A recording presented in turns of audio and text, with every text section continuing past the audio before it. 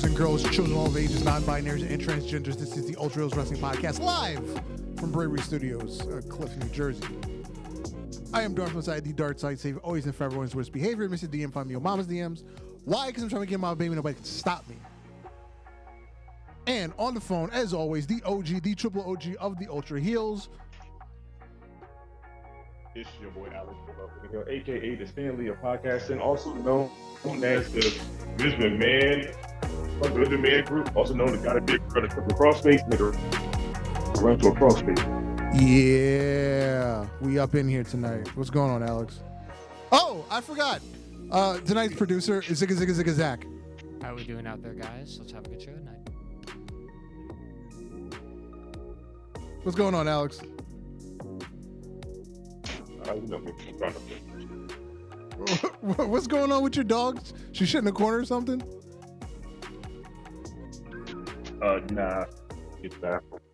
Outside. Only one use. The other one's still. I gotcha. Playing the waiting game.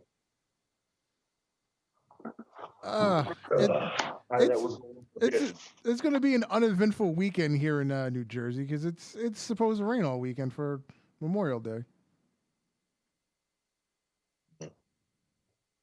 Bad. Y'all, it's gonna be hot as fuck down here.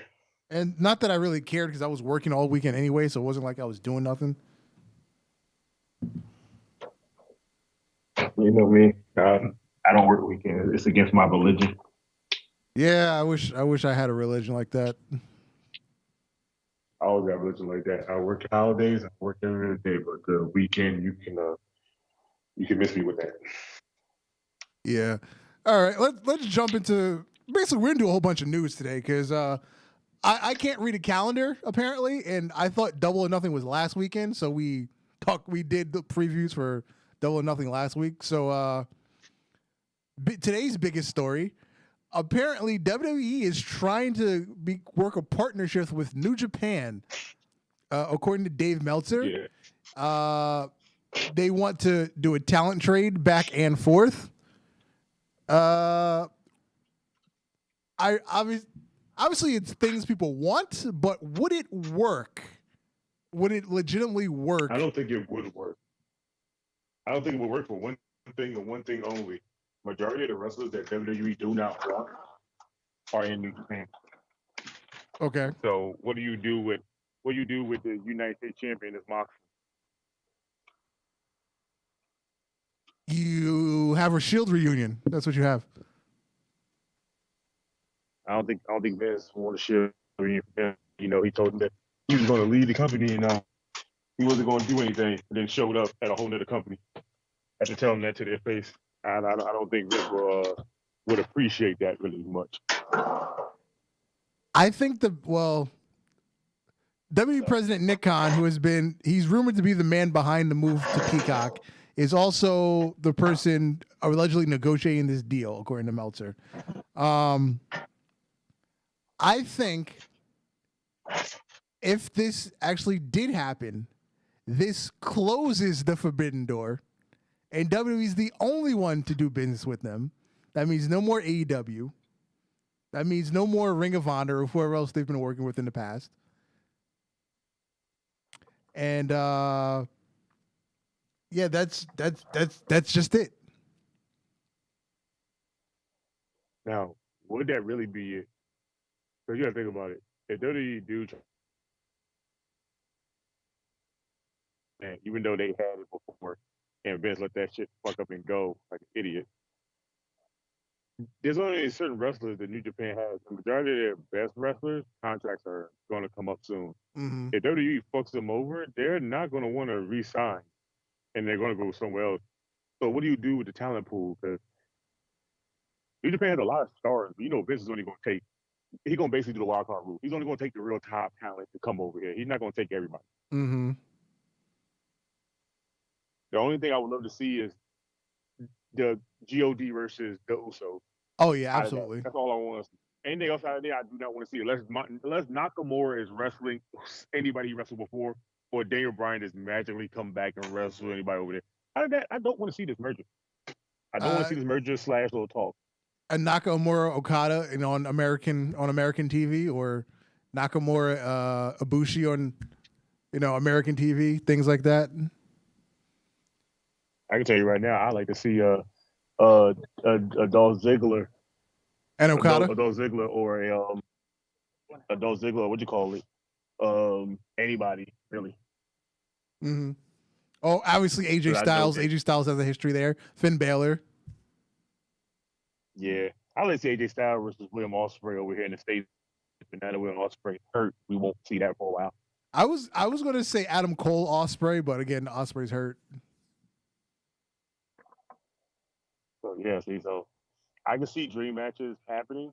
I just can't see WWE in talks of it because WWE gonna feel like they're the higher power when it comes to it. Because remember the Attitude Era, they had majority of New Japan wrestlers wrestling WWE, and then Vince just let that fell through. Like he didn't believe that they was going to prosper outside of him, and then just went and did his own thing. Mm-hmm. So yeah, I'm kind of scared for this. But now, as I was saying, if this like goes through, WWE attempts to makes a deal where New Japan can't work with anybody else. What then becomes of AEW trying to work with other people? What do they do? Now that they go start working with people in Mexico, start working with companies in Europe, start working with Progress or whatnot.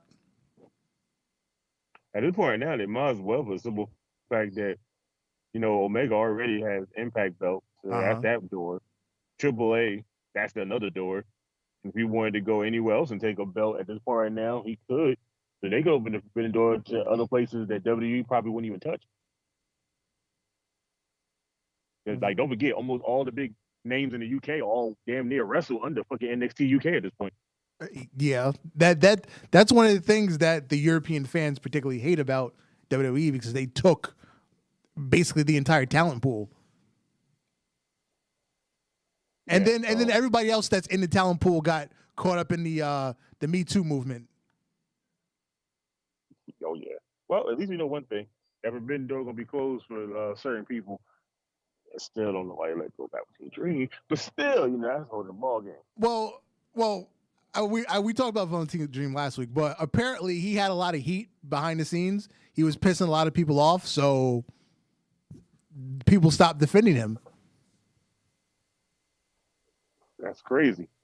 Because I can't name one wrestler that didn't have heat behind the scenes that grew up like Randy, Triple H, Shawn, Diesel, Scott, Hogan, Flair. I can go on with names of people. Yeah, well, you're also talking about the clique and people that have family members in the business, not just some random guy that wanted to be a wrestler and became a wrestler. But it's so weird because don't forget when they had Tough Enough, he left early, and they basically signed him right after that. So for some strange reason, why would you sign somebody that doesn't want to don't want to work for your company?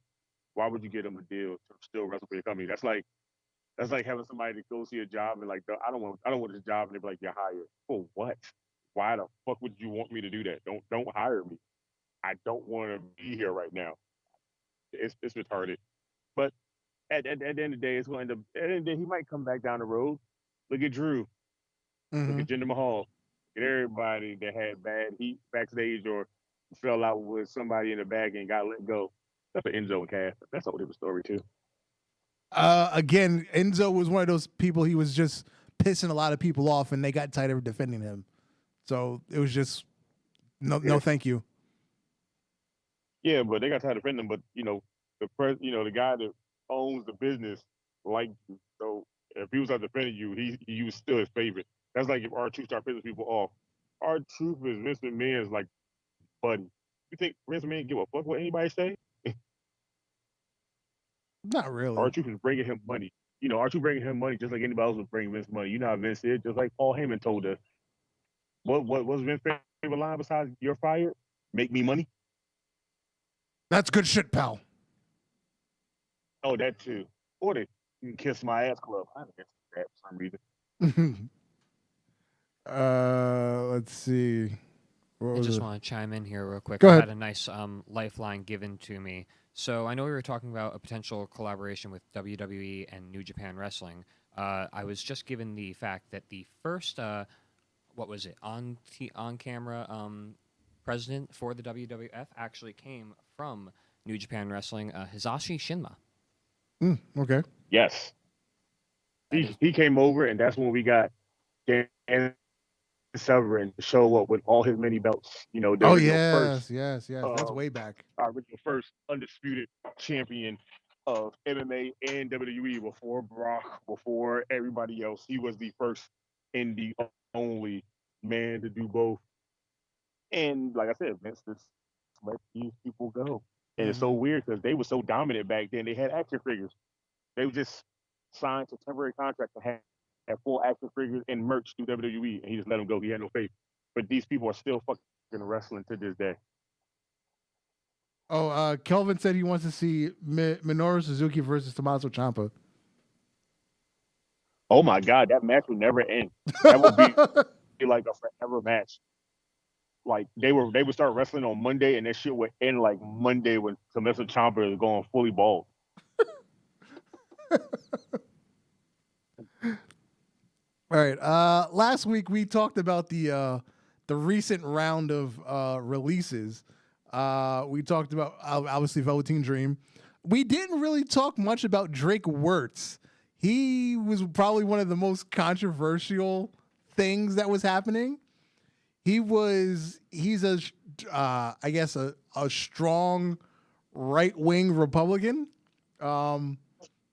He's a anti-masker. He's a on the grounds that it promotes what is it, child endangerment, the kidnapping and whatnot. He was going to town council meetings in his NXT referee shirt.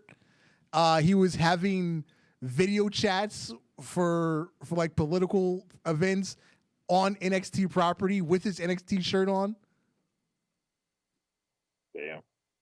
Yeah, so then that sounded like he was going to get let go.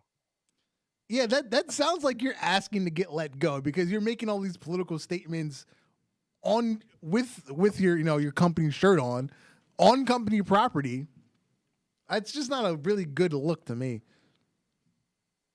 I really feel like I think to be honest, I really feel like he stopped giving a fuck and was like, "Fuck it, they let me go, they let me go." But at this point now, I'm just going to do what I can until I'm no longer in the company.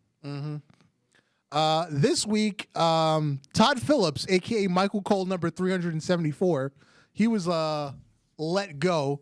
Come to find out, he was recently heavily involved in, I believe it was Peacock production with WWE. He was some sort of behind the scenes job with between the two companies. So that's why he wasn't working as an announcer in the last few months. But he was let go.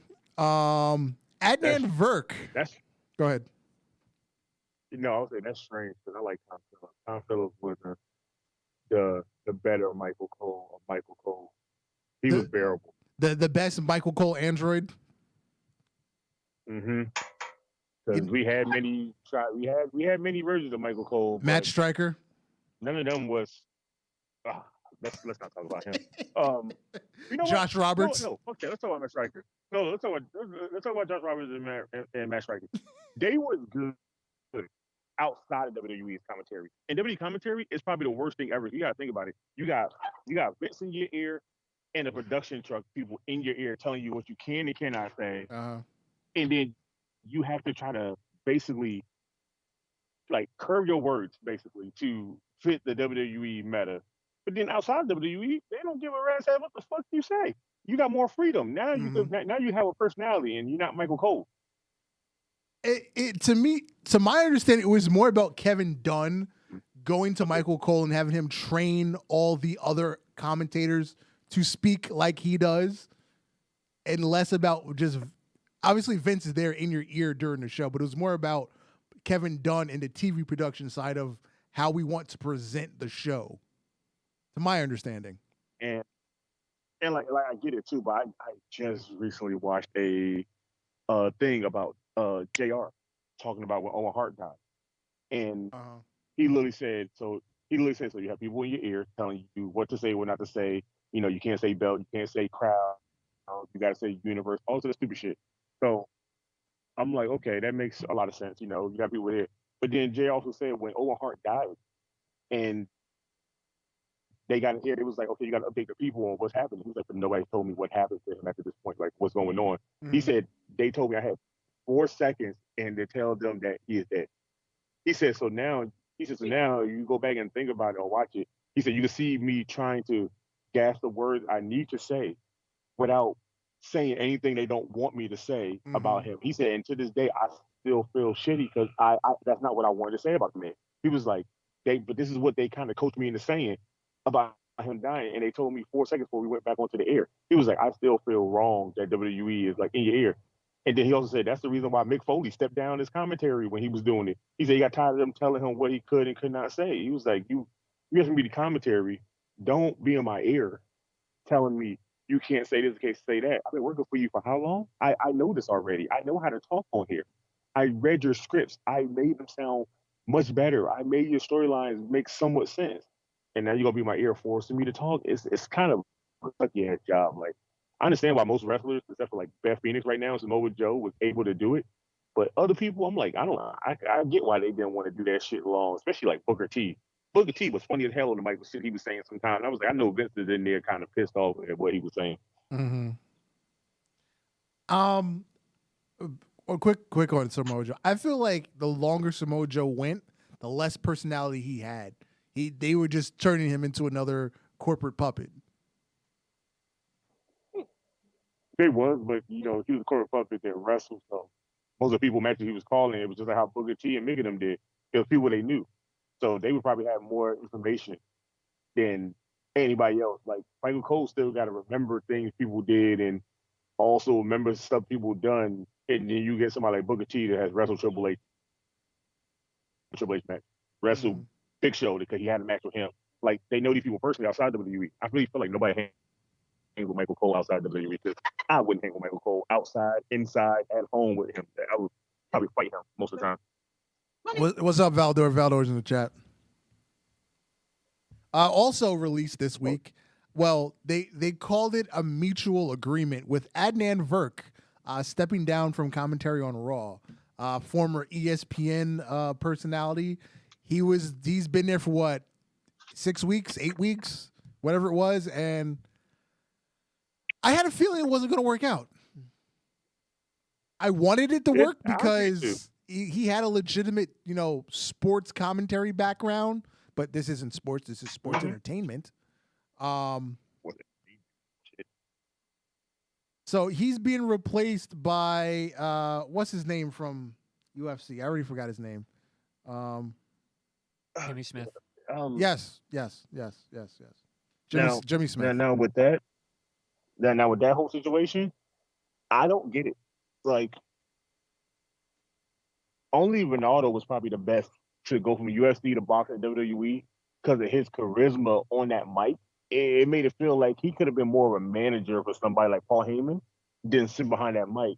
But they just be getting random motherfuckers that did other sports and thinking they can do good commentary. They just want more robots at this point now. By them doing this move immediately, it tells me that they want sports legitimacy, but at the same time, no, do our style, but be that at the same time, which can't work. Like I said, Ronaldo was probably the best thing they had because he was their style, but he was more of a fan of it while doing his job. While you got Michael Cole and them just repeating the same lines for fucking 15 years over and over. Vintage Randy Orton. Cole, Dad, and it's the boss. Shut the fuck up with that line. Like, we already know who she is. Like, nobody cares. Just stop that, please. Please, like that or that's vintage Orton. Shut the fuck up with all that shit. You've been saying the same lines. I ain't gonna lie. You've been saying the same lines since what, SmackDown, what, 2K, what? No, I can't say 2K. SmackDown, what? Wait, what's the game Michael Cole became commentator in the game? Was it 16? Yeah. He been saying the same line since then. Like, at this point now, if you play any game and start up and pick like Stone Cold versus Rock in any one game, it's the same exact words that he reads over and over. It doesn't change. He has no feelings in it. With King had feelings in it because King was a wrestler. You look at anybody else that did. Like I said, it's weird. It's like when you have UFC commentators are UFC fighters. They have more passion behind what they're saying. But if you was to get like a WWE commentary to go to UFC and they just watched it, but they never really was there, like anything, it would sound bland as hell. You wouldn't want to hear them talk. That's why I kind of mute them in the game when I played them. I didn't want to hear Michael Cole talk ever again.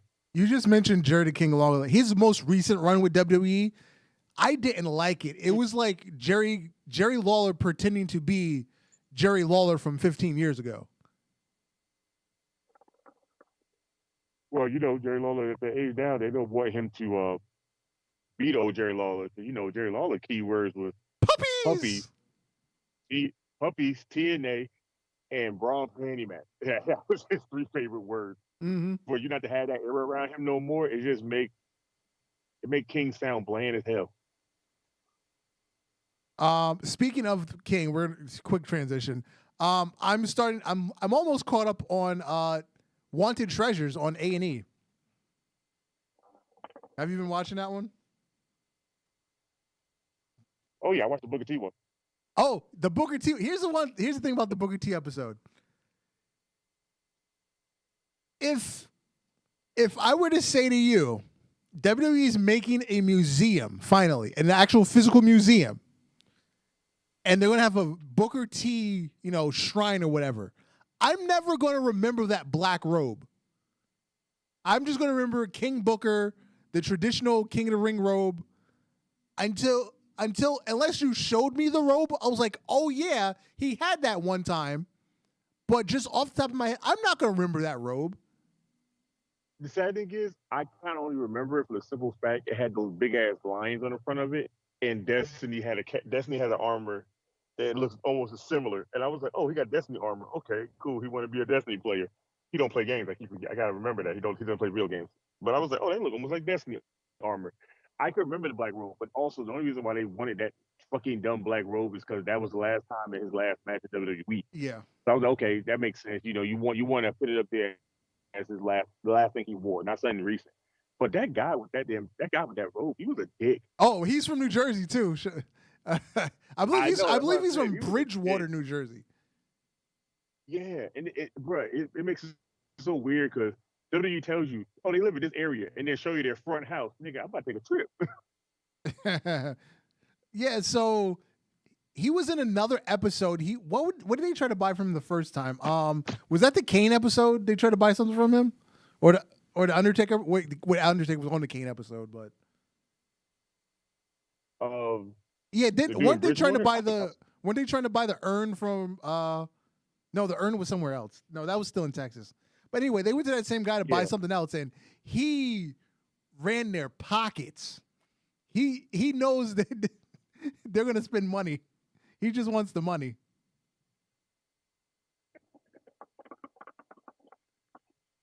My thing with WWE Treasure is, and I love the show because it gives wrestlers a time to try to remember what year that was and what happened and what significance it brings to them. I just want to know how the fuck these niggas are getting this shit. Well, that's the thing. They're not really showing you the searching aspect. It's just, okay, we're gonna have this person. We're gonna have a shrine for this person in the museum.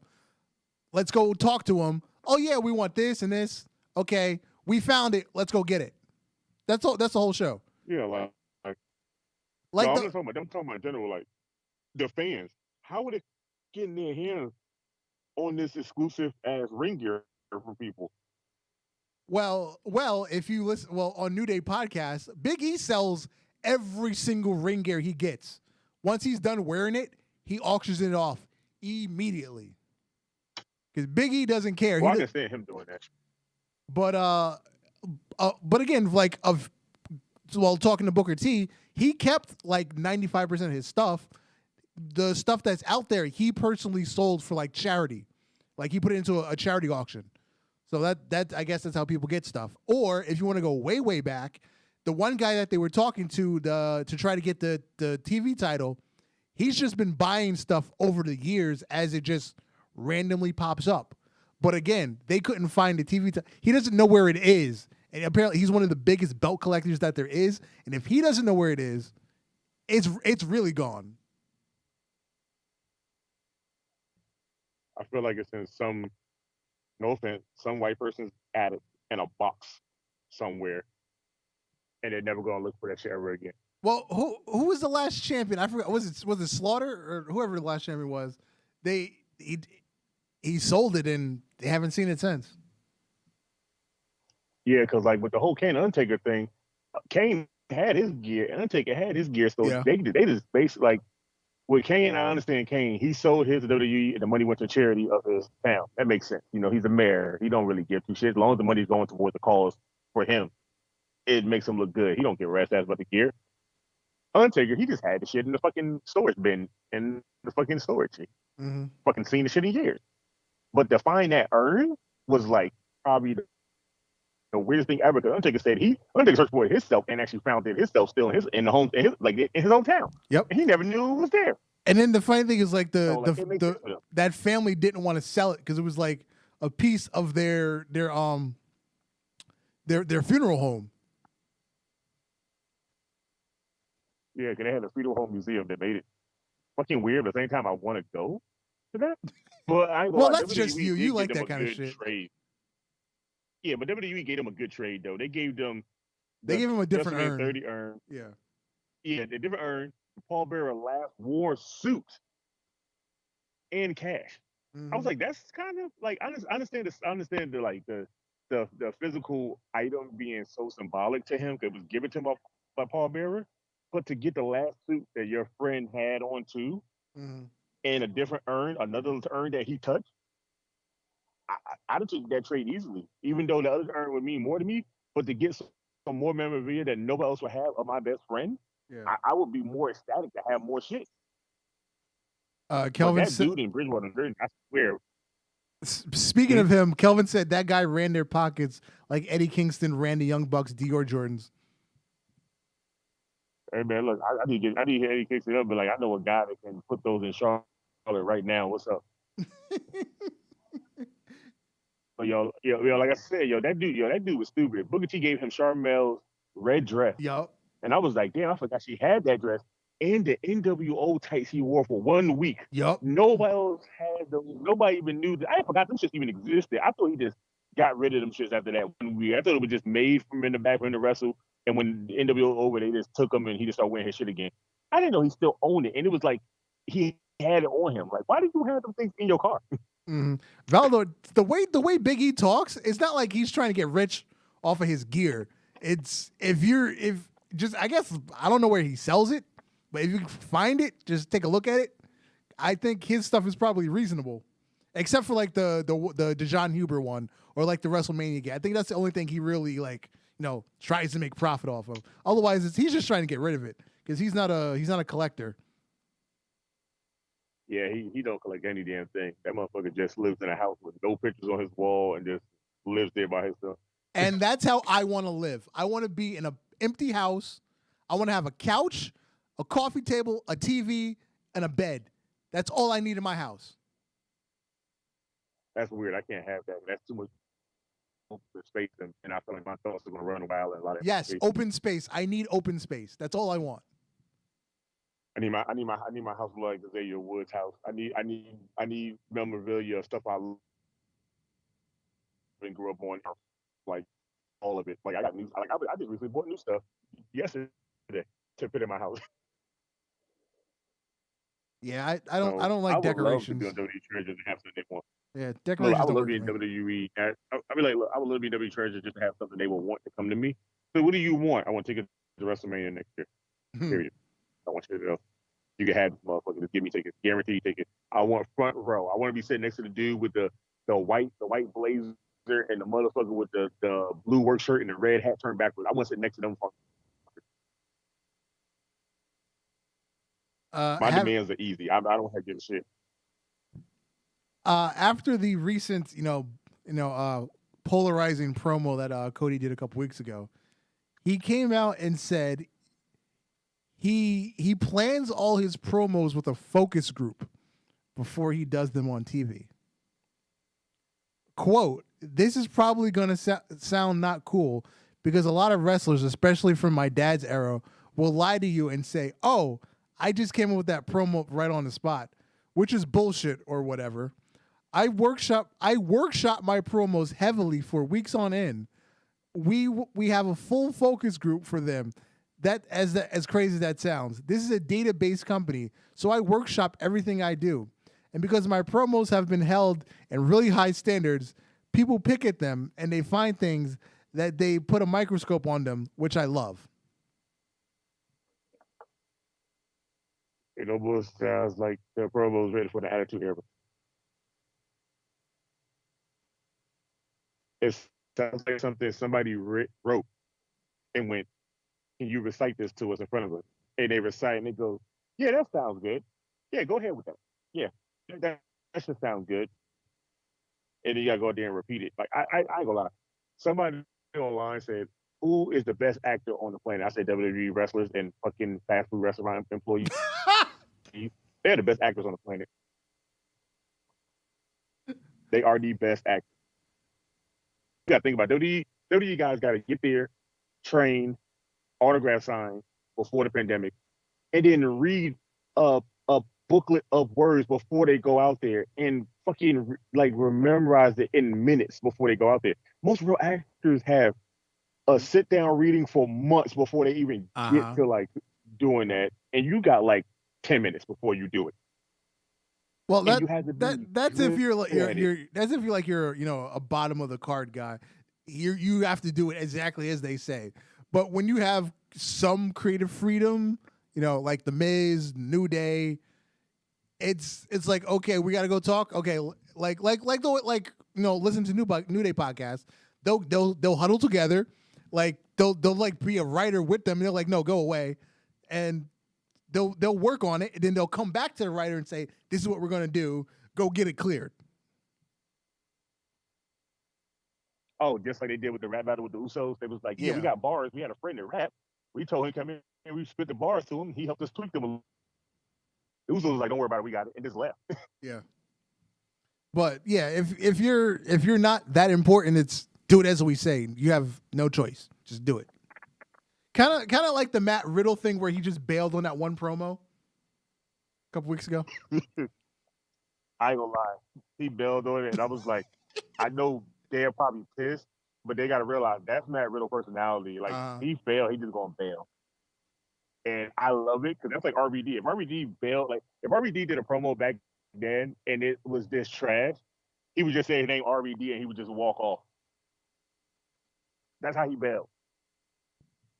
And then if you think about it, he did that shit a lot. Like if RVD had to talk and he was like not feeling the promo, he was like, don't worry about it. It's just me, RVD.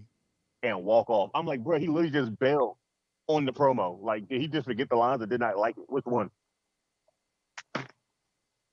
But I love the fact that Matt Riddle did that. And I love the fact that basically they didn't even get on his ass like you would think they would for him.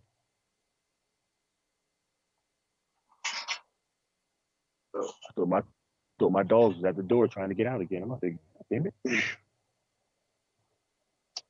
What else we have in a little bit of wrestling we had news? John Cena apologizing in Chinese because he said something apparently offensive. What the fuck? What did he say? He said they made COVID. Oh shit. What the fuck happened? Because I saw online he had to apologize, but it's John Cena. I rarely care. Hold on, let me I forgot the details of the story. John Cena apology.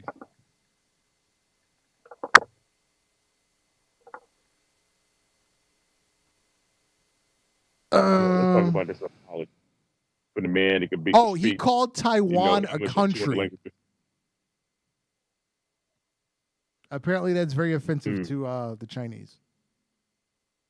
Oh, he's saying that they started COVID ain't offensive. Nah, he didn't go that far. Also, it was also because he was promoting Fast and Furious 9, so it was kind of a forced apology on the part of the movie. Huh. Do you think he's ever going to come back To wrestle? Absolutely. Actually, there's the latest win. the latest rumor is he's coming back to wrestle on the first live SmackDown. That's the rumor. I feel like they should hold it into a pay-per-view. I mean, I get it. It would work, but obviously a pay-per-view is always better. But for him to show up on the first live pay-per-view back in front of first SmackDown in front of fans, to me that's a big draw as well. The same reason that they wanted to put Drew McIntyre out first at WrestleMania instead of in the main event, it's a big deal. It is, but you also got to think about it. This is John Cena. He's been gone for a moment now, and people haven't really asked for him to come back. So for him to show up on this SmackDown, as he's kind of giving us good ratings, and Daniel Bryan was giving us good ratings, and now you get the Usos back, and you got other things happening that doesn't have to evolve around John Cena. Like I feel like breaking John Cena on a regular SmackDown would just shift the basis, and it would kind of take away from Roman and everything else that's been made up so far without him being there. That's like if you had Raw doing good with Drew, and then John Cena just shows up and want to fight Drew for the belt. It would just unlegitimize everything you just did all this whole time while he was gone. To have him come back and just automatically just get right back into the picture where he was at. Now here's the thing. Now I came up with this idea. Go ahead. Mm-hmm. I came up with this idea at work. No, you go ahead. If John Cena is going to be on the SmackDown, he has to come face to face with Roman, and Roman has to tear him a new ass verbally. It's like, why are you here? He would have to. This is my yard. This is my island. I'm the head of the table. You're a has-been. Where were you when we needed you? Edge. Yeah, basically. And then have it lead to a pay-per-view match and Roman win again. So he'd be 2-0 up on John Cena at pay-per-views.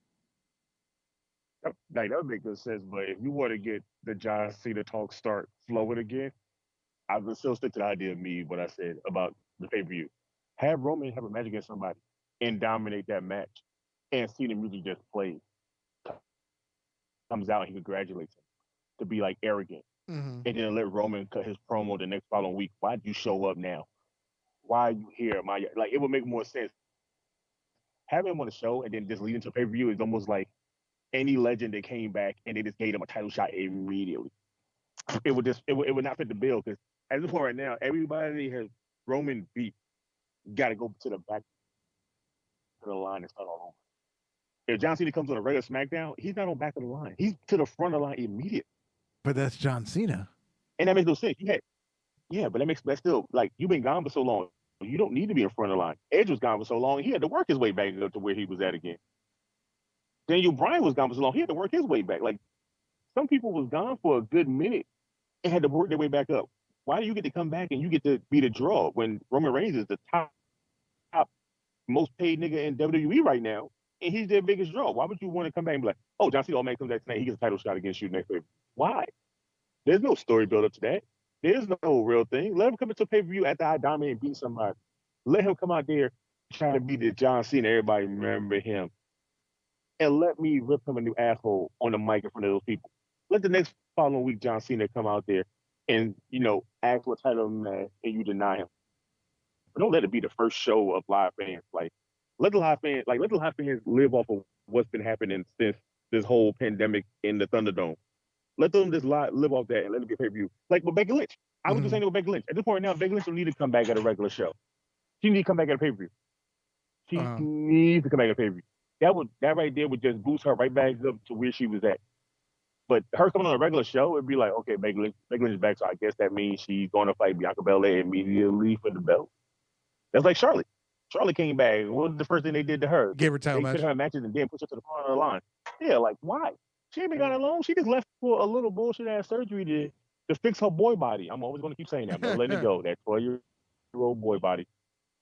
Like, you let her come back and get a straight title shot, but your women there was working the way they are to make people want to watch them at least work without having to have Charlotte down their throat like you did in Roman and John Cena. But here's my one thing about John Cena. Obviously, he's not going to be there long term, so you have to speed the story up. And what he does? Can he make every television appearance for like 2 months? Probably not. Well, shit, he did like The Rock did. Remember, The Rock couldn't make them shit either. What did The Rock do? Via satellite. Yeah, true. You got John Cena via satellite. Remember, he Hollywood now. He more Hollywood than he is wrestling. Even though he told the whole world, and I quote, "I will never be like The Rock. I will never leave you guys." Mhm. What's he doing now? He left us. And I don't like motherfucker, but he left us. He basically lied on what he said. You mean the same way the Undertaker said SmackDown is my home? And then he wasn't on TV for another year. But when he did come on TV, he did show back on SmackDown though. I give him that though. Yeah. Kelvin said, when "Have he you?" said SmackDown his home? If he was on Raw, it was still weird. But when he talked about SmackDown, he talked about SmackDown like that was his first girlfriend, his first love, and he always gonna love it to the day he died. Yeah. Kelvin said, "Happy birthday to the drip god Seth Rollins." I think John Morrison would have something to say about that. You know, Johnny Drip Drip. Yeah, Johnny Drip Drip is Johnny Drip Drip, but he ain't coming out with them colorful ass suits and making them shits look good. It's fucking weird. I give Seth Rollins that. You know, he ain't got my last name. It's obnoxious. He made my last name great. It's obnoxious and fly as fuck at the same time. I didn't like the fact that he called himself the King of Drip. Oh, you went from the Messiah to the King of Drip. I just like how you just keep evolving with your personalities.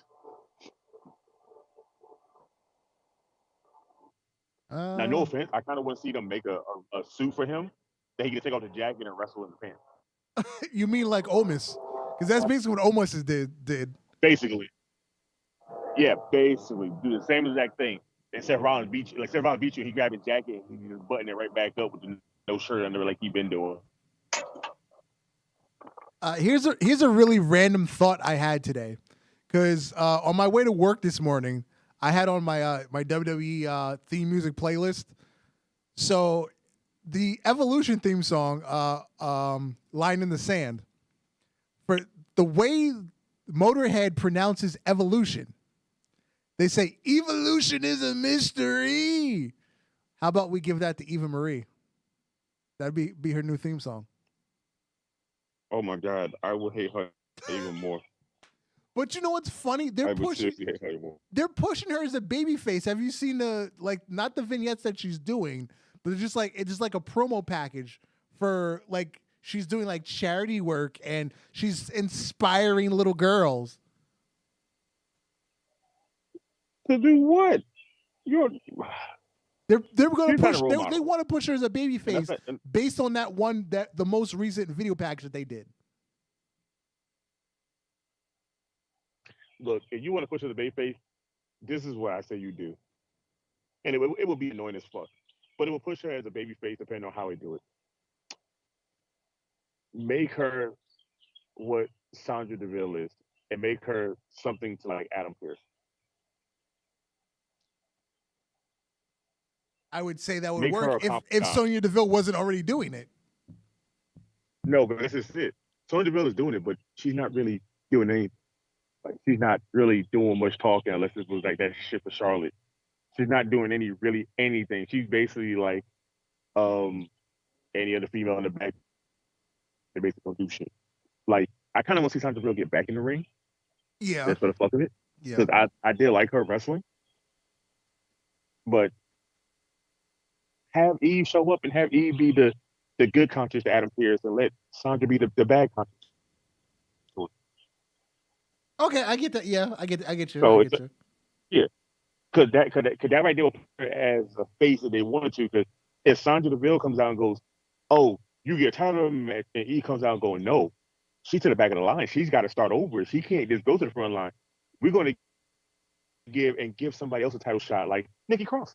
Nikki Cross just beat the Raw Women's Champion. Let her come out there and be like, Nikki Cross gets a title shot just because she beat her in the Butcher Call. Just like something like that. And let the people be like, maybe Eve is trying to help the people that couldn't be done. And Sandra's like Michael Cole. She's the robot. She's basically only going to do what they tell her to do. Now here's the kind of push Eve to be in a face more than the vignettes. Here's the thing about the win that they gave Nikki Cross. They did it in a beat the clock challenge. So all she did was survive. She didn't actually win a match. So that was a very creative way to get her a win over Rhea Ripley, which they need to do more often. Do creative stuff to beat the champion without actually beating them. Beating the champion, yeah, like that. See, that makes more sense. Like doing that is make more sense than just people showing up in schoolboy pin, the deadliest move in wrestling history. Yep. And beat the champion. And the champion just beat everybody else that was better than you. That makes no sense. So you tell me you could beat her, but none of the other women that's been fighting her can come to her stature? Mm-hmm. Makes no sense. But now that, she survived Rhea Ripley, and that's technically a win over the women's champion because she didn't basically lose, it makes Nikki Cross might want to get back in the title picture again. It makes her seem like, if she survived the clock challenge, maybe she can fight her and probably give her a run for her money. Because Rhea Ripley and Charlotte, I swear, this is my favorite view. I'm not looking forward to it. I'm No, I like their chemistry, so I like it. Like, George chemistry's Jefferson good. in chat. What's up? Look, the chemistry is good. I'm not denying it. I just don't like the fact that it's always Charlotte when you have like 40 other women on the same roster. Apparently George Jeff pissed off Mighty Pete and made him cry. Damn, really? Why?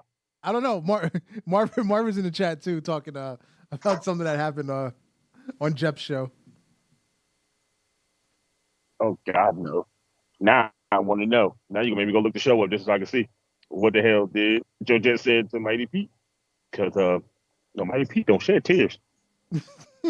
He shared drinks, but he don't share tears. This is true. This is very true. Hold on. I had a random photo. Let me see if I saved it. Screenshots. Okay. This random photo I found.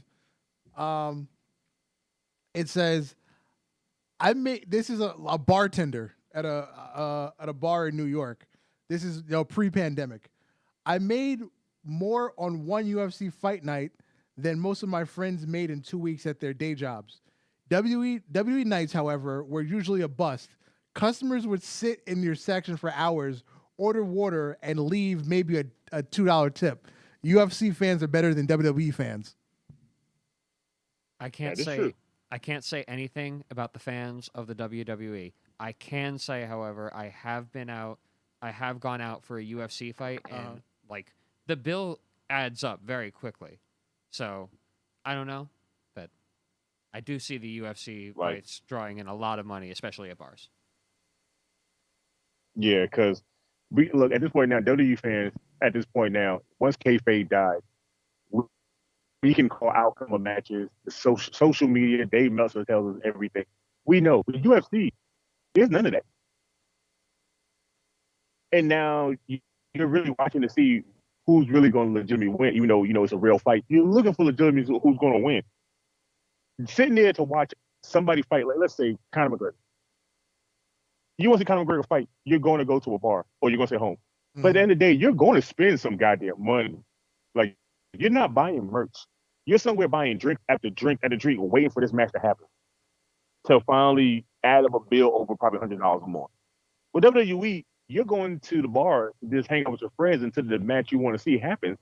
And once the outcome happened that you probably predicted right, why the fuck do I need to be here? You only came there for the free pay-per-view at this point. You didn't come there for shit else. You can go home and eat food. You can go home and drink. But when it comes to UFC fights, them guys right there, they spend their cash. They don't give a fuck.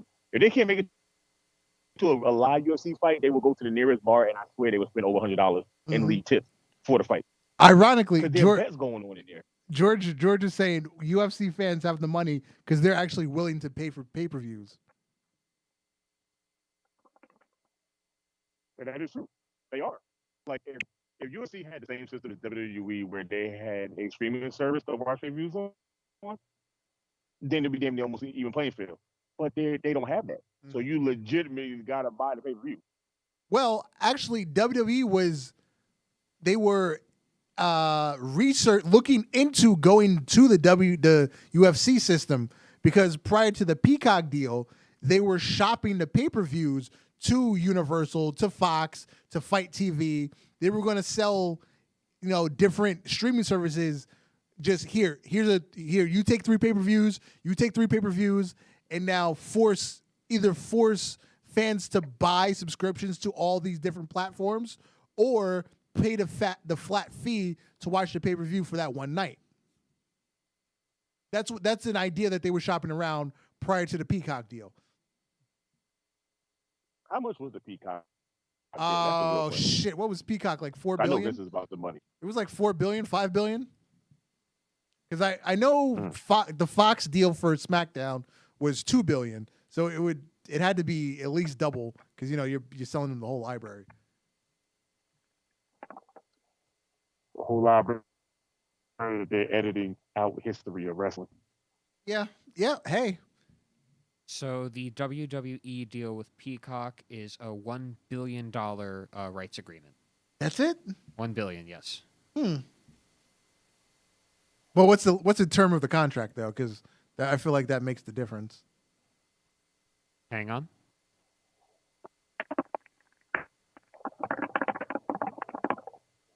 Yeah, I would like to know that, because, like I said, everybody on the planet knows Vince McMahon is about the money.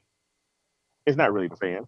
They give him his money, but outside companies pay him more money than fans showing up to events at this point now.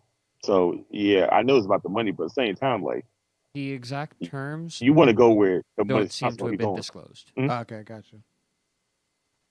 Yeah, like, from a business side of point of view, I can see what Vince is doing, because, like CM Punk said, he's a millionaire that should be a fucking billionaire. Period. Vince should be a fucking billionaire at this point. Well, he and is he's still now. not in that bracket. He is now, but when CM Punk said that 8 years ago, Vince wasn't a billionaire yet, but he is a billionaire now. Yeah. But like I said, at that time, before this whole pandemic, before the whole COVID, everything, literally, WWE was like the most sought after thing with fans and people that couldn't make it to pay-per-view. And he should have been a billionaire, and he was not. And it's so weird. Then the Fox deal happened, and it broke you even to being a billionaire. And then the Peacock thing comes, and it pays you over the billionaire's bracket. So it took 2 different deals to pay you was at, but you couldn't do it without it. But with UFC, their fans put them over where they need to be at. Yo, it is raining hard as shit. And I can hear it through the window in the studio. It's actually muggy outside. I'm sitting out here and my hands can't clammy because it already rained. The heat is like hitting back up. So yeah, like I can understand, but at the same time, like damn, if I was, I don't know, I'd have probably sourced out my pay-per-views to other places just so I can get the constantly money revenues coming in constantly for other shit and see who wants to buy more pay-per-views from who to give me more money. Because at this point right now, shit, by almost the end of this year, they're gonna fire some more people. Oh hell yeah, absolutely. They actually let go quite a few people on the production side, as far as like WWE.com, people that were working for WWE Network that got moved to WWE Peacock. That lane, they fired people there. They fired people on like the road production team. So they've been letting a lot of people go. And those people aren't even quote unquote WWE employees. They work for Titan Entertainment or Titan Sports, whatever the fuck it's called. So they're cutting budget everywhere. It's crazy because they can cut budget but still pay Roman that amount of money a year for him to be the top guy. Yeah. But I don't know if I brought this up before, but if you really look at what the wrestlers get paid as compared as to what the profit WWE makes every year, the percentage of what the wrestlers make is about 10% of the company's entire profit, maybe 15% of the company's entire profit. When then you go into baseball and football and basketball, the players make anywhere between like 45 and 50% of the entire league's profit. So wrestlers are still way behind in the pay scale in terms of quote unquote athletics. But again, it's not a sport, it's sports entertainment. Yeah, because isn't the highest paid sports person Ronaldo? Well, see, soccer's weird because you have all these rights fees and transition fees. So he gets paid from like multiple places, not directly from the one team. European soccer is weird, but in terms of like American professional sports, I think I'm probably wrong, but the last I heard, Russell Westbrook was one of the highest paid players. He's getting paid like $48 million a season. Man, And Ronaldo, I think the last number I heard on him was like 80 million. But again, European soccer is weird. I have up the top 10 highest paid on the Athletes? top 10 highest paid athletes from, where is this? Man of Many claims that Roger Federer was the highest paid athlete last year, making $106.3 million. Is that like endorsements and whatnot, or is that just straight playing? That is pre-tax earnings, so that's just winnings. That's just from sports. Okay. Jesus Christ, what I could do with that kind of money. Or wait. The hookers I will buy. Oh, no. I'm sorry. It's $100 million from endorsements, $6.3 million from winnings. Excuse me. Okay. So yeah, that includes endorsements. But continue. We'll go through the list. Then we got number 2 with Ronaldo at $105 million. Okay. After that, Lionel Messi, $104 million. Yep. European soccer. Neymar, $92.5 million. European soccer. Yep. LeBron James, $88.2 million. I feel like that's low for him, but go ahead. Steph Curry, with $74.4 million. My man. The New Balance deal he's got. Yep. No, he's Under Armour. I'm sorry, Under Armour, and I think he does State Farm yeah. too. He has some sort of like He's got another deal. one, yeah. Or is it nation? No, he's nationwide. I'm sorry. Yeah, he's nationwide insurance. Yeah. Then Kevin Durant at $63.9 million. Nike. Yeah, Nike and Brooklyn. But, yeah. Then Tiger Woods, $62.3 million. Wow, he's still making money. Still making money. Hey, Kirk Cousins making an appearance on the list. I wow. believe that's the only NFL player. $60.5 million. Oh, no. And then there's Carson Wentz at $59.1 million. So. And that's mostly actual pay. Because I believe both of them got monster signing bonuses. Oh, yeah. Carson Wentz is $55 million in salary, and Kirk Cousins is also $58 million in salary. Yeah, that was just monster signing bonuses. Yeah. Tiger Woods is $62 million in earnings. Oh, my God. Oh, no, that's total earnings. Excuse me. Salary is 2.3. Anyway. Yeah, fun That's fact. still a lot. Fun facts. That's still a lot for some sports athletes to make that much money. Like, God damn. Oh, for sure. That's all generational wealth in 1 year. Yeah. Yep. Yeah. I need to go back in time and talk to my younger self and tell him to get back into sports.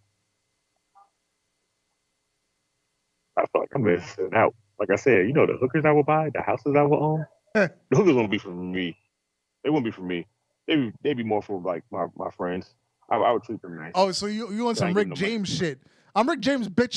Show Charlie Murphy your titties. Basically. I can't get into my true friends' money because I feel like I would give them money and they would come back and ask for more pay, but blow that shit. So I would have to buy their things for them. Yeah. All right, let's get out of here. This was a freestyle episode of the Ultra Heelz because I can't read a calendar. Like the new day. Yeah. Look, the new day. I've been Darth Messiah. You, sir. Alex, Hill. And we out of here.